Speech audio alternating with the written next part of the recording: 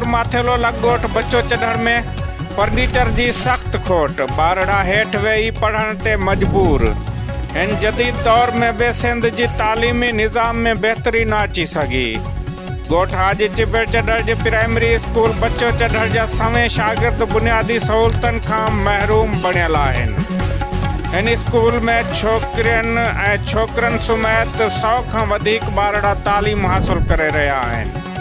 School में furniture जी सख्त खोट आहे, जंहिं करे ॿारड़ा सख़्त सर्दी ऐं गर्मी में पट ते वेही तालीम पिराइण ते मजबूर। ॻोठाणनि मीडिया सां ॻाल्हाईंदे चयो आहे त हिक तरफ़ सिंध हुकूमत तालीमी एमरजेंसी जूं दावाऊं करे रही आहे त ॿिए तरफ़ असांजे ॿारड़नि वटि वेहण लाइ बेंचूं बि मौजूदु न आहिनि।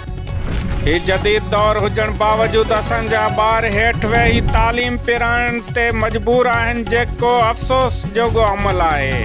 ॻोठ हाजी चिबड़ चढ़र जे रावासिन सिंध जे तालीमी वज़ीर सैयद सरदार अली शाह, DC घोटकी मंज़ूर अहमद कटरानी ऐं तालीम खाते जे आला ऑफिसरनि खां मुतालबो कयो आहे त स्कूल खे फौरी तौर नओं फर्नीचर फराहम कयो वञे ऐं ॿारड़नि लाइ बेंचूं बुनियादी सहूलतूं पूरियूं कयूं वञनि त जीअं संदनि तालीमी नुक़सान न थिए।